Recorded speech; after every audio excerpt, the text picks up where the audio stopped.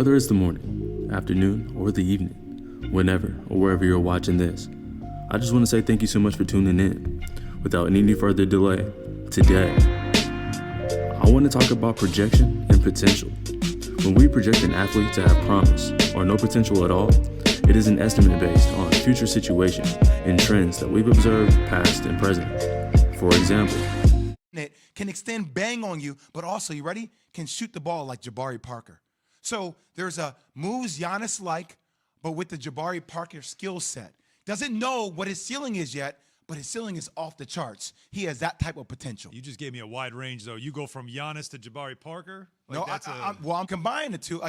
He has to reach his potential, but that's what his potential is with the size, the length, the go-go gadget arms, and the skill set very much like Jabari Parker. A player that has high potential is already showing promise to become something far greater. This player possesses qualities and abilities that we recognize works from players in the past and are currently playing, showing promise to become something far greater. The key word is promise. Whomever it is that's assessing an athlete, maybe a scout, an analyst, a coach for example, signs that promise with the athlete that they have the possibility to evolve their skill set and excel, leading us to the next key word, which is possibility. This attitude has high risk, high reward. We may overlook the current state of what things are in search of realities we would hope for. If Giannis and Ben Simmons develop a perimeter arsenal of shots, if a collective of these players combine, it will sure lead to a championship. If this player is this good at this age, with these qualities, he will sure be the #1 pick. Here at Hoop Philosophy, we will make our own projections as well. However, everything can be projected is better. The off-season is far better than the regular season. The fans feel the most involvement around the drama, around all the anticipation. Projection and potential applies when reading statistics and on-paper matchups. We use our deductive reasoning from clues left in prior trends we've already experienced. We catch ourselves basing a current opinion on a player from those situations. A player's potential is also determined by their opportunity to showcase those qualities and abilities. Players are semi-dependent on their system to highlight their strengths and shadow their weaknesses. Coaches seek out players who they projected to possess what it takes to fill that job. Well, if you can just get a bucket, shouldn't you have a job anywhere? So we've provided context for players and why they are projected to have high potential. But what about when potential is lost?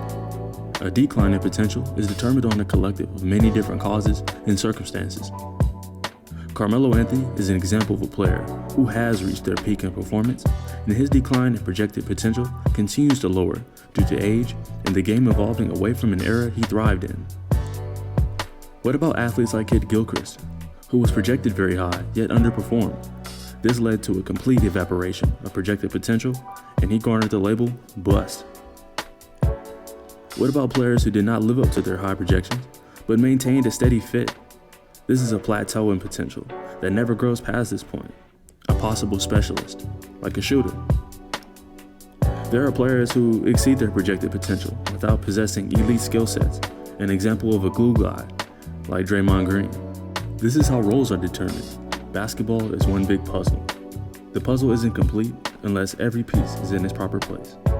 My piece may be more dynamic, more prominent, easier to see, but your piece isn't any less significant. Without your piece, we both are not complete. Take that as a lesson off the court too, y'all. Let's look at a particular puzzle, the tanking organization. These teams are solely focused on their future. The current state of a losing situation still keeps hope in search of an organic turnaround through the draft. Their system is banded together by the role players mentioned before with young players with raw potential. When you finally get these players, how do you preserve and grow the potential of this highly projected athlete? Player development. Send them on down to Hoop Philosophy. Summer is here, so expect far more consistent uploads. Subscribe to the channel so you cannot miss this important information. Let's get better, let's get smarter too. Peace.